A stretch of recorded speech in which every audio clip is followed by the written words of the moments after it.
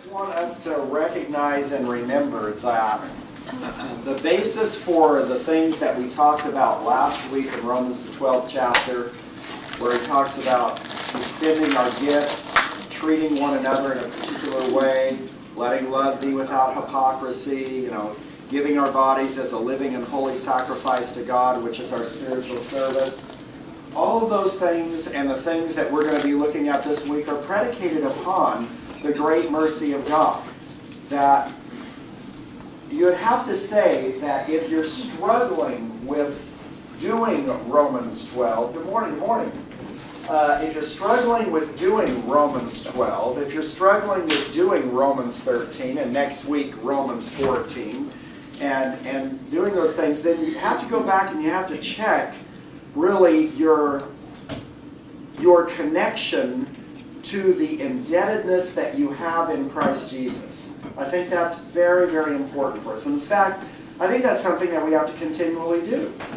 I think that is something that compasses us back to where we should be. Our problem in life sometimes is that we get out, we start steering our ship by our own compass, so to speak, rather than looking to God. And when we do that, then we struggle with these responsibilities. But when we're really indebted to Christ, and because of His mercy we recognize that He has saved us by His grace, all of these things then join together. They're not difficult. Even though I'm sure today, as we look at our responsibility to government, we may at times look at our government today and say, it really frustrates me. Amen. Okay? Can you be frustrated by your government? Well, I'm sure you can.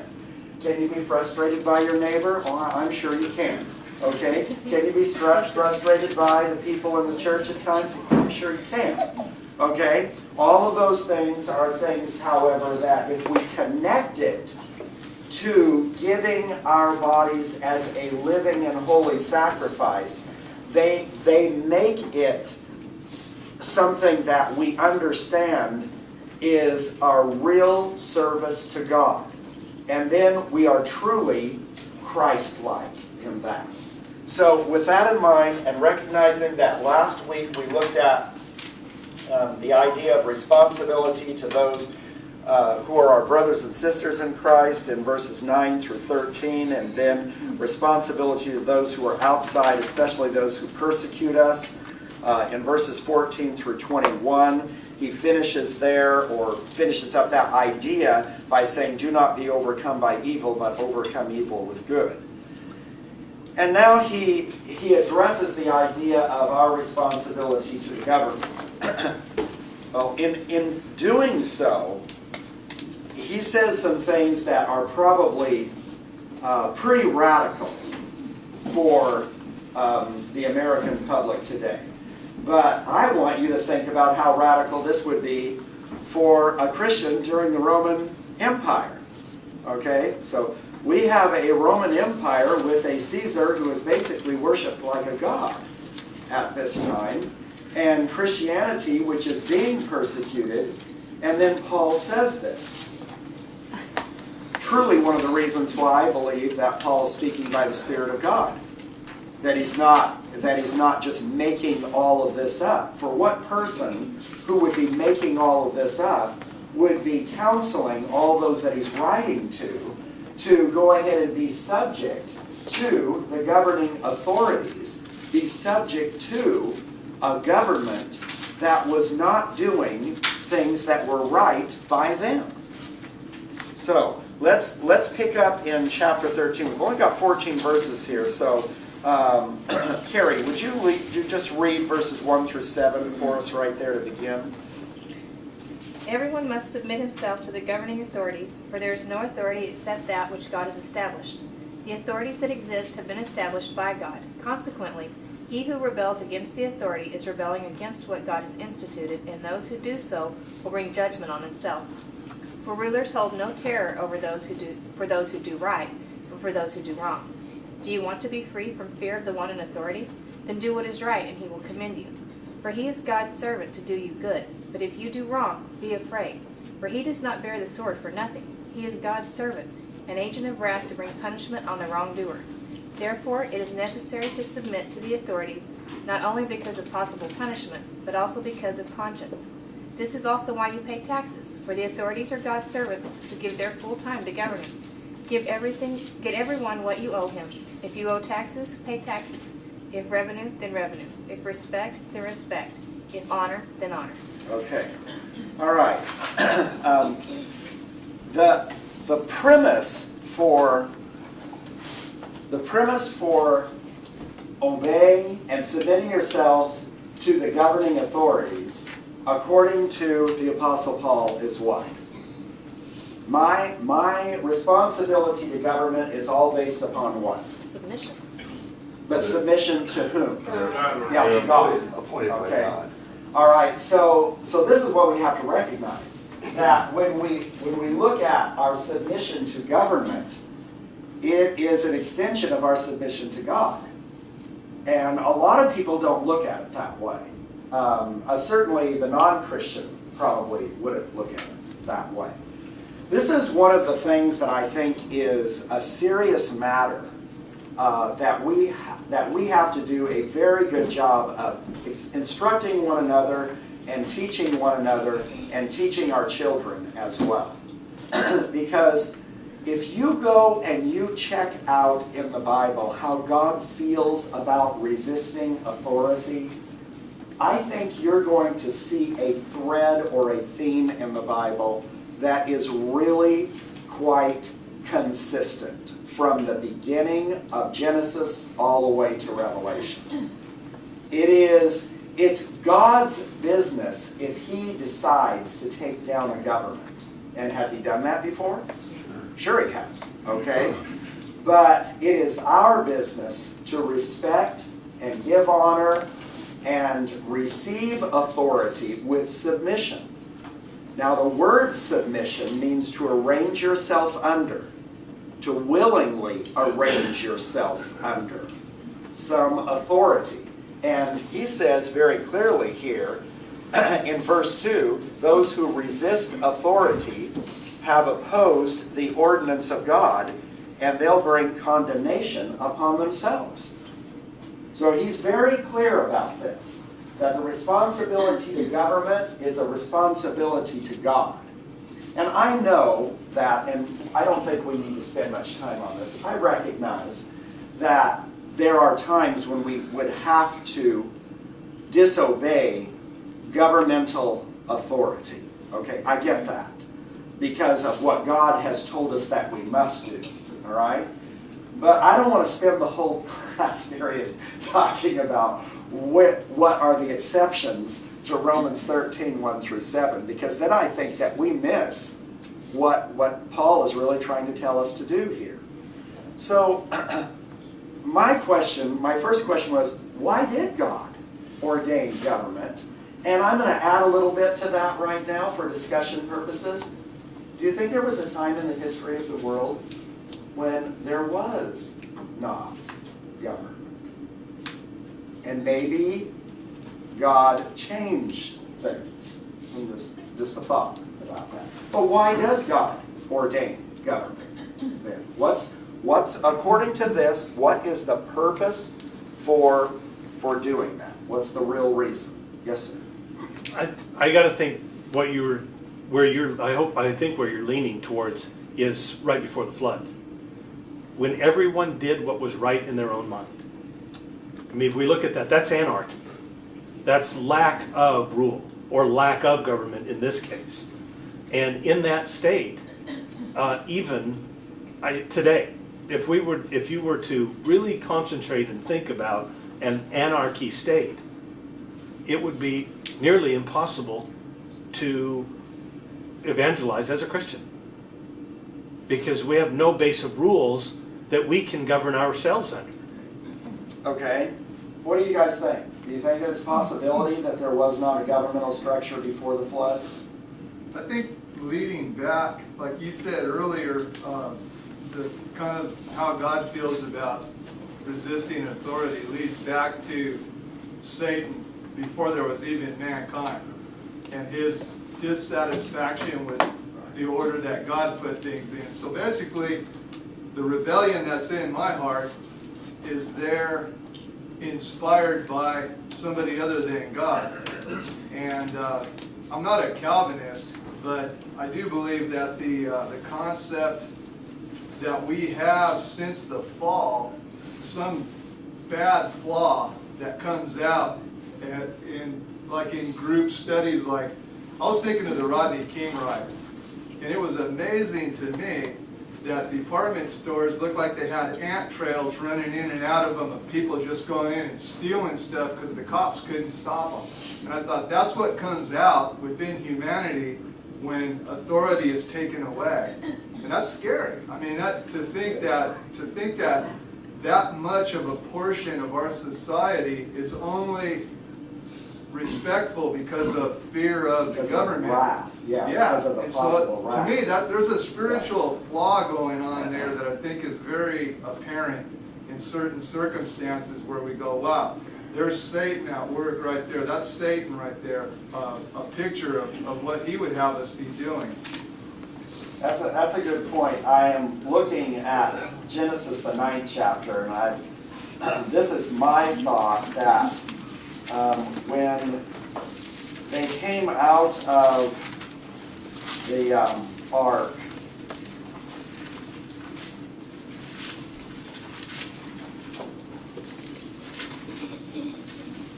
he said in verse 6, whoever sheds man's blood, by man his blood shall be shed. For in the image of God he made man. As for you, be fruitful and multiply, populate the earth abundantly.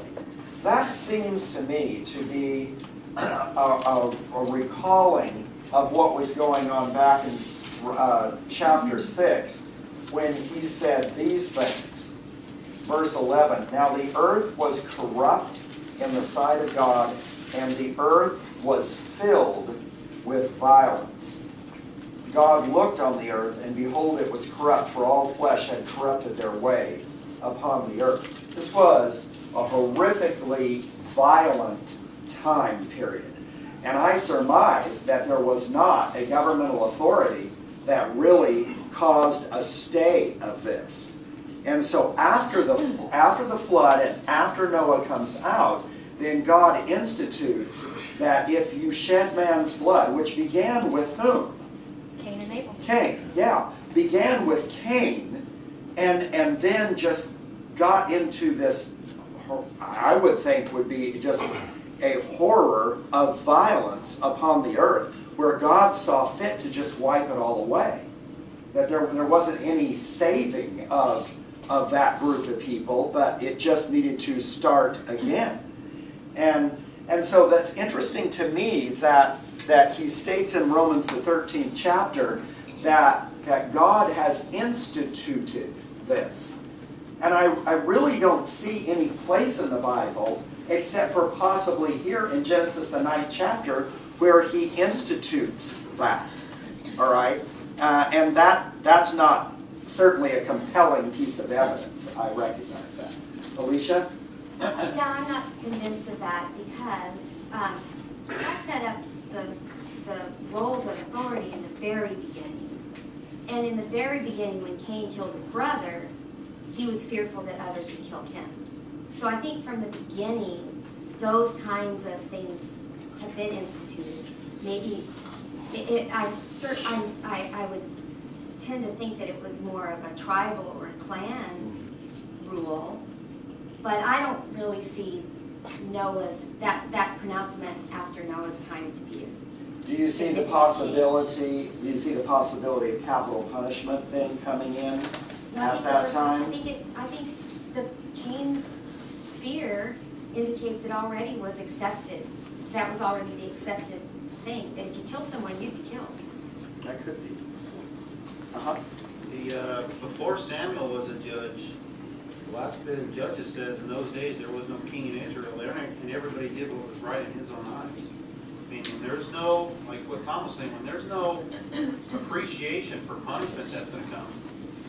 And it's like with little children. Little children are a perfect example. Amen. Little children are not given boundaries. There's no telling what they're gonna get up to. Then their attitude becomes, well, you didn't say I couldn't. Okay, and yeah, you recognize that people in the judges' time did have law. Okay, They just No, didn't, okay. they just didn't abide by it. They didn't abide by it because they knew no punishment was gonna They were- come. And that's where I think Cain came into place, and I appreciate what Alicia said, but I've always felt that Cain was in fear of vengeance, not wrath from the law. see, that's what I'm concerned about too. There's a vengeance type thing that was going on, evident to my way of thinking, before the flood. And it was wholesale vengeance, and it didn't seem like, and then that's why God says in Romans the 12th chapter, vengeance is mine. And now let me just connect one more thing. He said that the government is my avenger. Isn't that interesting? That so therefore I don't get to go out and avenge when the government says that that's why I'm set up. And certainly the American government is set up for that purpose. We cannot go out and avenge our own blood for that. Now the old law did allow for you to avenge tribal or family blood, but it had rules about it. Leah? This definitely can get confusing to me because as an American, we have been brought up in a country that is kind of founded on rebellion and anarchy. I mean, really, it is. And so we have always been taught in school from a very young age. We get our freedom here because our forefathers were anarchists against. I they wouldn't were consider them to be anarchists. Well, Yeah. they were rebellious against Rebellious, the yes. English government, and Right. that's why we get our freedom, and that's so great, and we're so thankful for them, and even the Civil War, it's all about we were fighting against what was then the government, but because it was unjust, we fought against it, and blah blah blah. So obviously, unjust things are happening today in our world all the time. So are we going to start a war? I don't think that's necessarily the right answer, but there's not a line. It's a very gray area. And then I think about Esther and when her people were so oppressed and she worked up through the government, basically. She went through the rules to do it. And then Lincoln, he didn't start a war against the government. He just became president and then started changing things. So, it can get very confusing because those weren't things about sin. It wasn't like they were saying you must bow down to the king. Correct. It was just injustices in general. So, Well, I think you're right, Leah. I think as Americans, we are conflicted about that.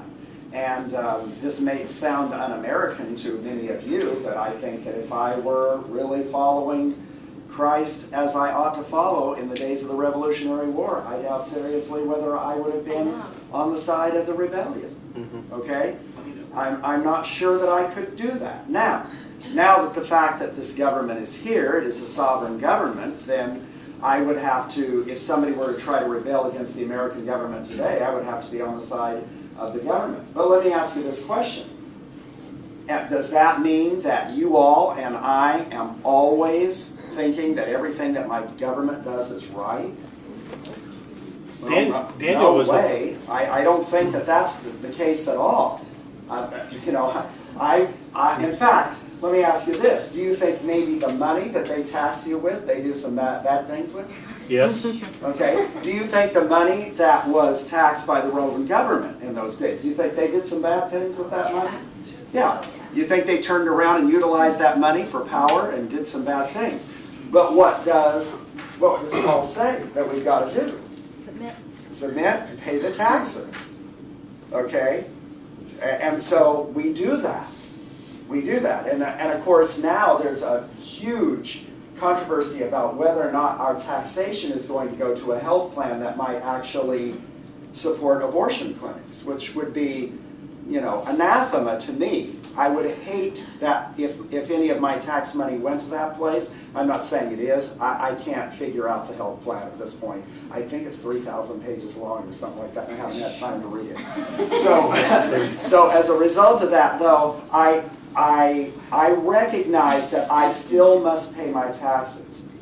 And you know what? When I figure all my taxes out, I can't go, you government, I'm just so angry at you for doing this and this and this. I'm going to cheat you out of taxes because you are taking my taxes and doing evil things. No, I can't do that. I can't do that. Because I am to give that tax.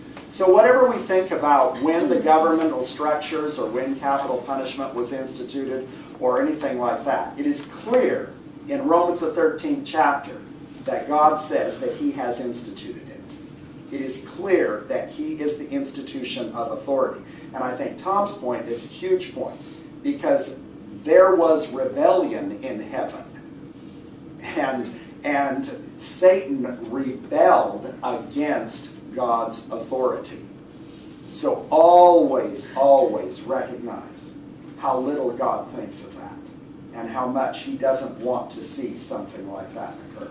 Roger? Well, the example of Esther then, when do we, besides engaging in prayer and trying to do things lawfully, when do we engage in Civil disobedience. Yeah. Yeah, when do we? Well, I don't think that Esther did anything that was disobedient.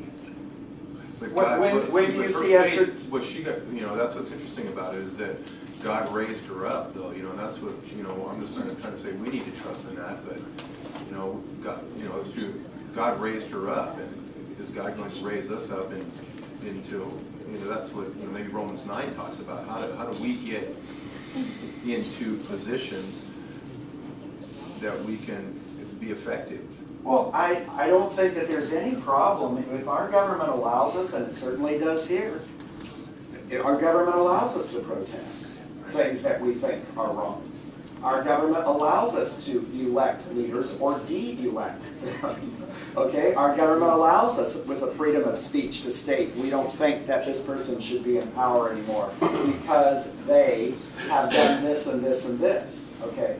I think one of the things that I've been awfully concerned about over the years, and I've stated this once, I'll state it again, and I'll keep stating it. I don't think we should be disrespectful to our leaders in word with one another. I'm not saying just to their face, but to state that leaders are, all those words that some people sometimes state about them. I don't think God wants that.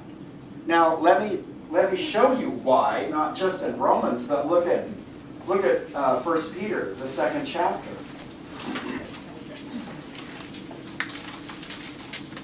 1 Peter, the 2nd chapter.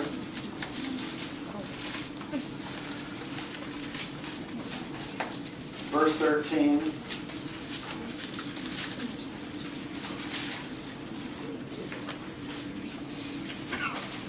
Submit yourselves to the Lord's sake to every human institution. Every one. And I know I'm a teacher. But you know what? I think I need to teach my kids that that's the teacher as well. They've been placed in a place of authority. And I think kids learn that a lot in life if they learn it with parents and they learn it with teachers and they learn it with other adults in their families. They're going to be learning it as they go through. Okay? Whether to a king as one in authority or to governors as sent by him for the punishment of evildoers and the praise of those who do right. Once again, there's the purpose of government, or a major purpose. I'm not saying it's the only purpose. It's the punishment of evildoers and the praise of those who do right. For such is the will of God, that by doing right you may silence the ignorance of foolish men. Act as free men, and do not use your freedom as a covering for evil, but use it as bondslaves of God. Honor all people. Love the brotherhood. Fear God. Honor the king, or better translated here, the emperor. Okay? And that's Peter writing during the time of Nero. That's a pretty bad emperor, but honor him. Okay? So let me throw out this question. If government is set up by God for the praise of those who do good and the punishment of those who do evil, how is government supposed to praise those who do good? By just not punishing them because they are doing good? Is that it? You ever thought about that before? How is government supposed to praise those who do good? Tax return.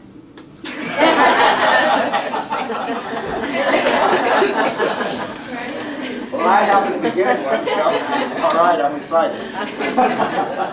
That only means that I just paid them more than what they were due. It's no gift. Okay. I know on like a local scale and stuff like that, there's, different like awards that are given out where people are honored for, kind of going above and beyond what they could have done. And, there's like on a local level, I don't know so much about, how it works like on a federal level, but, like every once in a while as you're reading in the paper, somebody, did something extra to help over here, so they're receiving some honor for that and being held up as a, as a role model. So I guess that kind of plays into the same thing. Well, our government does give away, our federal government does give away some awards. Why can't I think of it? Robert Frost got the award. Gold medal, well, Pulitzer's not done by the government. Gold Medal of Honor. Yeah, Robert Frost received that award from the United States government because he was just, such a representative for our government in that way. So, I don't know whether that's the, I wonder whether or not our government should do a little bit better job of that. I wonder whether or not our government should be that way. At school, we really try hard to praise and reward those who do good. I mean, we're not just into punishment there. We've got, if you go an entire trimester without being tardy, you're going to get an extra 15-minute recess, called the early bird recess, because you got here all the time. If you do your homework, and you're a homework hero, and then you get this or you get that, you might think, oh, those are low. No, those are really important, I think. At that level, I think that's very important for kids to recognize that. You're going to get praised for that. You're going to get, and then we have trimester awards where we give them away and try to say, this is the kind of student that an Arrow Vista student should be. And I think all of that is something that we need to cultivate in our culture and in our families as well. Okay, Alicia, oh, sorry, Leah, you first. I was just going to say that the way we speak about our government officials, even if we disagree with them, just goes along with how we're supposed to treat everybody, because we say we're supposed to love one another. So we can disagree with what people are doing, but that doesn't mean we bash them. That doesn't mean we treat them cruelly or disrespect them. And how in the world is that going to bring anyone to Christ? Right. Good point. Good point. Yes. That's been a little convicting to me because I'm much more cynical maybe than I should be. And when I hear people being praised for something, I kind of think it's corny. Stupid. To use a word that I use. So maybe I should work on that. Well, I mean, I don't know what you're thinking about. You're probably not referring to what we do at Arrow Vista School. You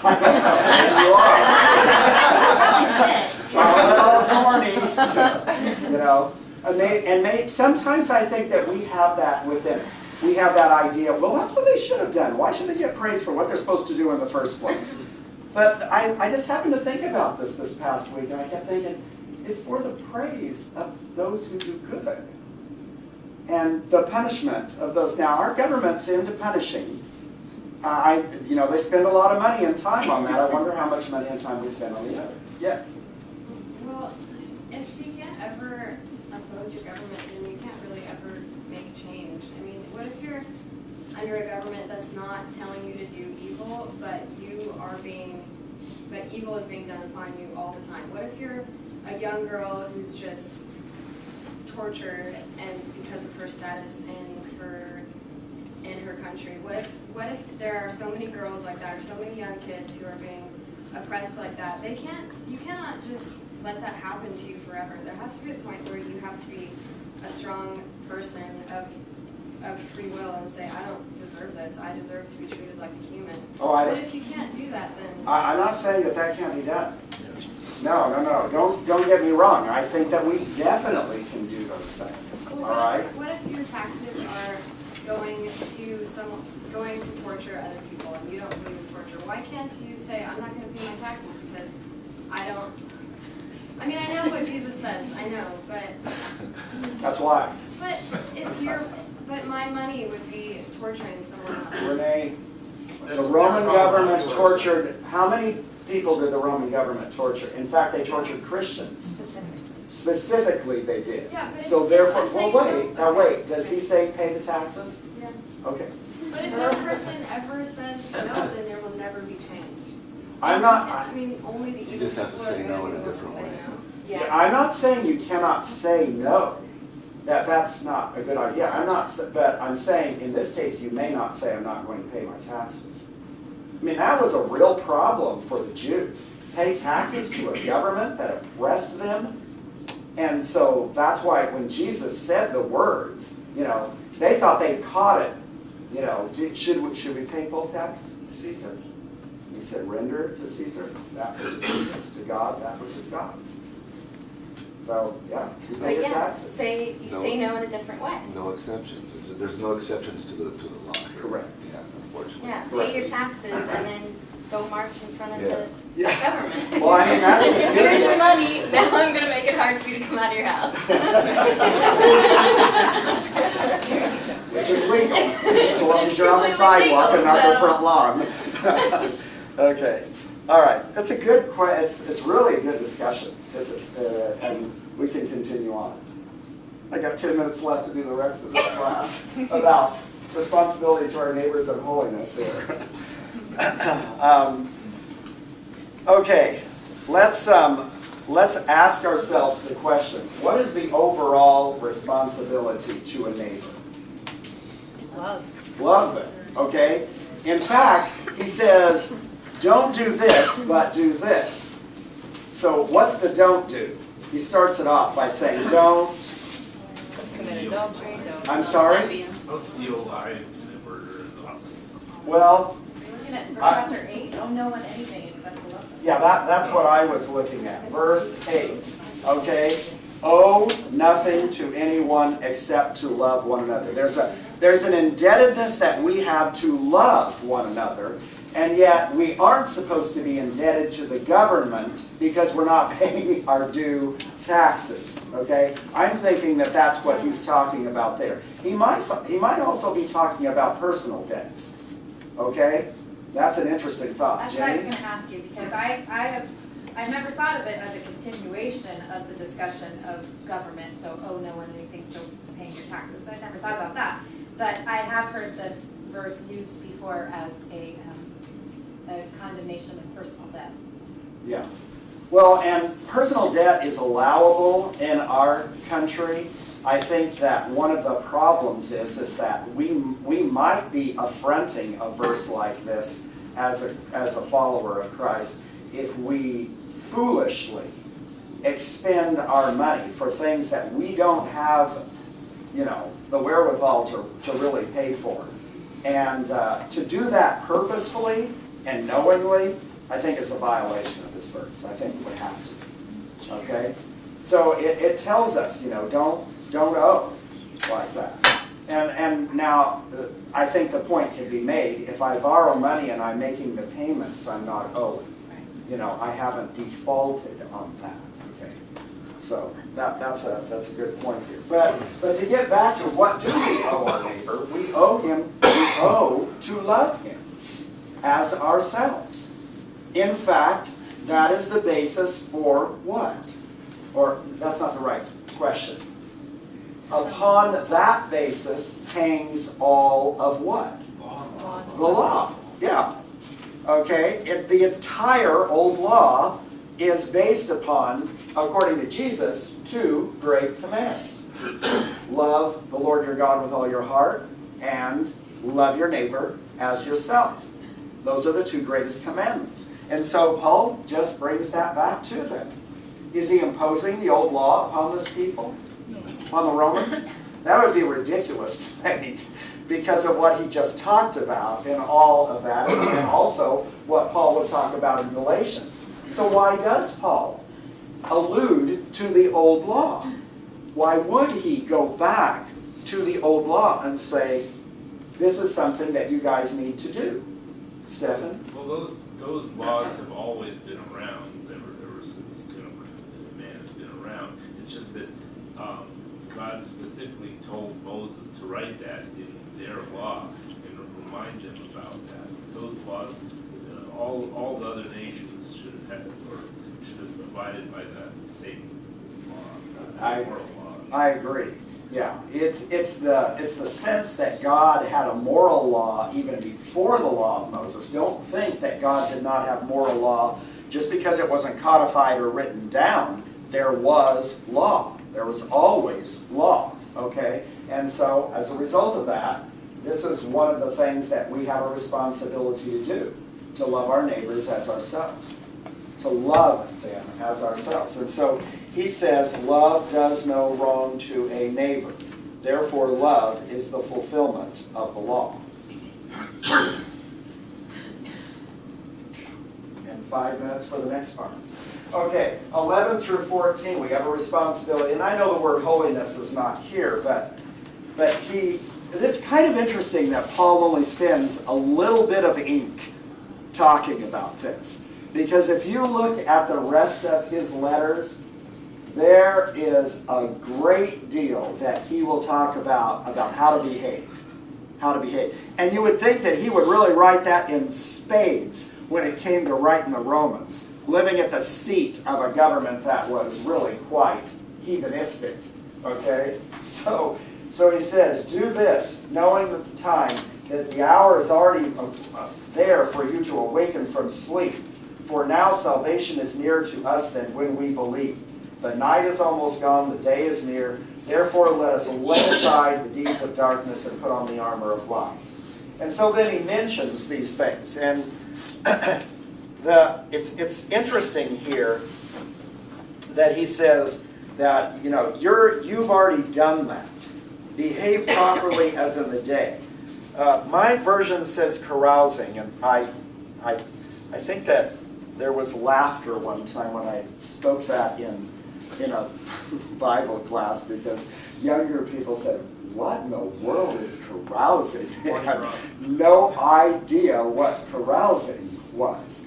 Okay, well, Joel said Mardi Gras, and that would be an example of the kind of group mentality where you just free yourselves from all inhibitions and do crazy things. Okay, that would be carousing. I looked it up, and it's a very interesting word, and I don't know how they came from one place to the other, but the beginning of the word had to do with luxury. Okay, so the idea, I think, of the word came out of the foundation of just doing whatever you want, expending yourselves luxuriously. Does that make the point? You can spend money in a luxurious way, but if you expend yourself in that way, then you're carousing. It almost always connects to drinking or to some sort of drug that would go along with it, that would lead people to release their inhibitions, which is the next word right here, which is drunkenness. Okay, so not in the carousing and drunkenness, but if you were to just think about, I don't know if you've heard of UC Santa Barbara, Isla Vista, and that surrounding area, and what goes on in Halloween every year. It's just an amazing thing. There are thousands upon thousands of young people that descend upon that area for the weekend, and they just stay up all night and they drink and they do crazy things. So that would be the idea of carousing there. You lose your own individual inhibitions, and then you just move with the crowd, so to speak. That's the idea there. Okay, questions about that? Okay, and then he talks about sexual promiscuity and sensuality. What is the idea of sensuality? It feels good, do it. Okay. Just indulging the flesh, I think all things of the flesh. Right. Okay. Anything that's appealing just to the base senses of the flesh there. Okay. And then and not in strife and jealousy. So to me, do you see three kinds of how shall I say it? 3 parts to this verse. There's the carousing and drunkenness part, sexual promiscuity and sensuality part, strife and jealousy part. There's this outward type of behavior that can go on. Then there's the sexual kind of sensual behavior that can go on. And then there's this type of behavior that can go on where you just can't get along with anybody. That you're always fighting, you're jealous of people, and you want what they have. And so he just kind of sums it up like that. But his best summation is verse 14. Put on the Lord Jesus Christ and make no provision for the flesh in regard to its lust. Put on Jesus. Okay? Clothe yourself with him. And don't make any provision for that. So I think we have to ask ourselves that question, in all of our behavior. Am I doing things in my life that have to do with just an appeal to the base sense of my fleshly lust? Am I doing anything like that? And so just because the Bible doesn't mention certain things that we have devised in our technologically, chemically elevated world that we have, to me, it doesn't make any difference whether someone is drunk or high on drugs. The same is true for both the person who loses their will to be able to do something in that.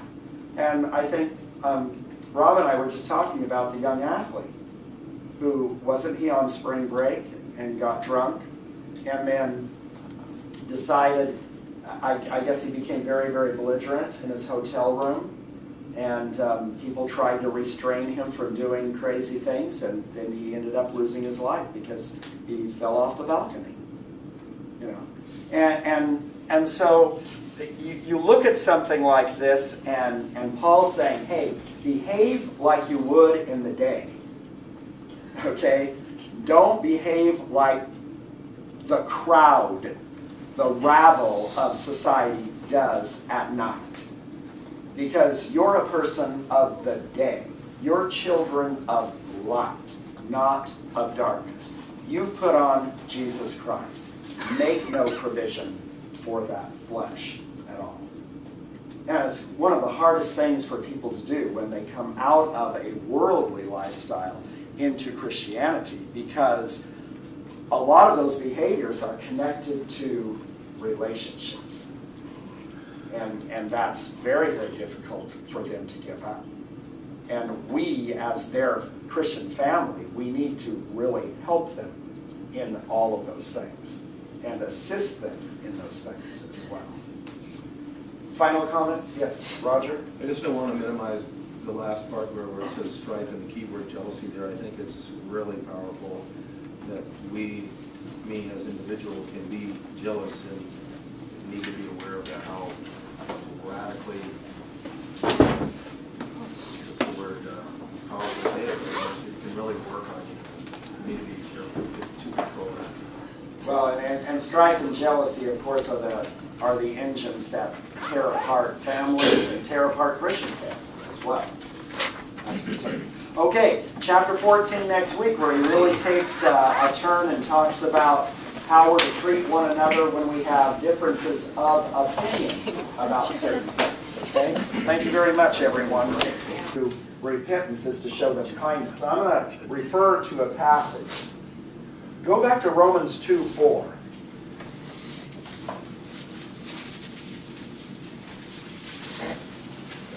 Isn't this interesting? Right after Paul says in Romans 1:18 that the wrath of God is revealed from heaven, he says this in chapter 2, verse 4.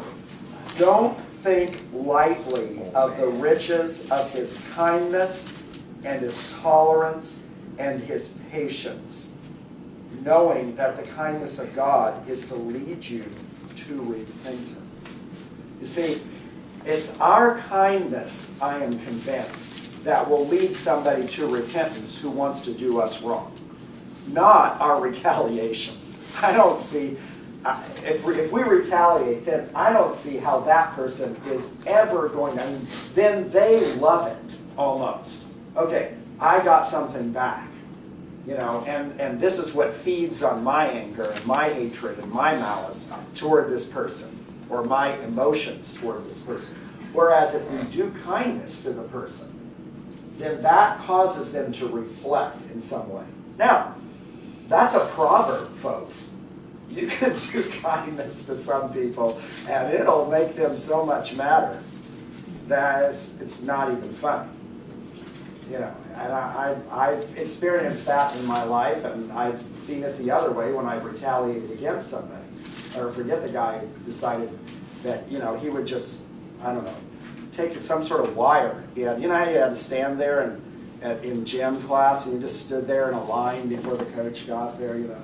So he just thought, since he was a junior and I was a freshman, he'd just take this wire and just whip me with it, you know, on my legs. And I had no idea why. I never did anything to the guy. I just looked at him like, what are you doing, you know? So then I turned around, and of course my initial reaction as a freshman, okay, I'm going to retaliate, you know?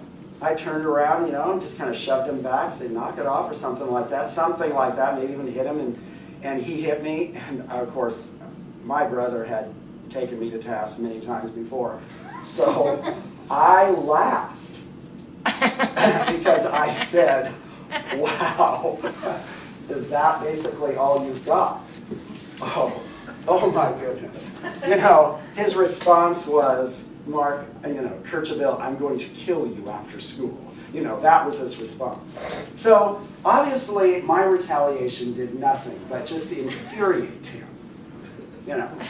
Now, I'm not saying that I needed to stand there and take a whipping from the person, but the retaliation did not do anything like that. So I was freaked out for the rest of the day that the junior was going to kill me, as he said. He literally said those words on the way home. And that was during the non-politically correct time where you could say that you would kill somebody and you wouldn't be thrown in prison for it or sued or something like that. Think about this, guys. Vengeance is the Lord's. It's His realm of authority. That's His, okay? And why is that?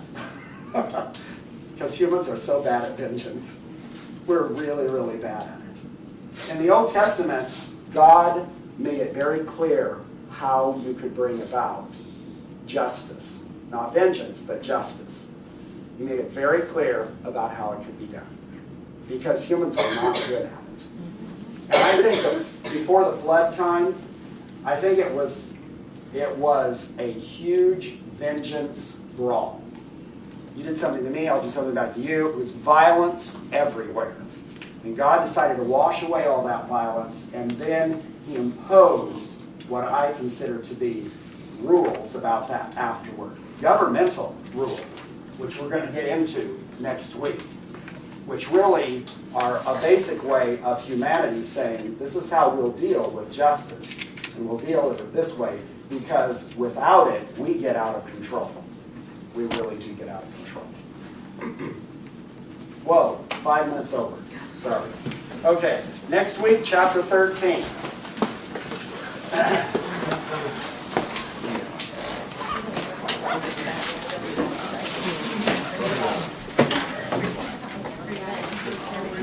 We're children of Abraham. If we're in Christ, we are. And He's the Father of us all.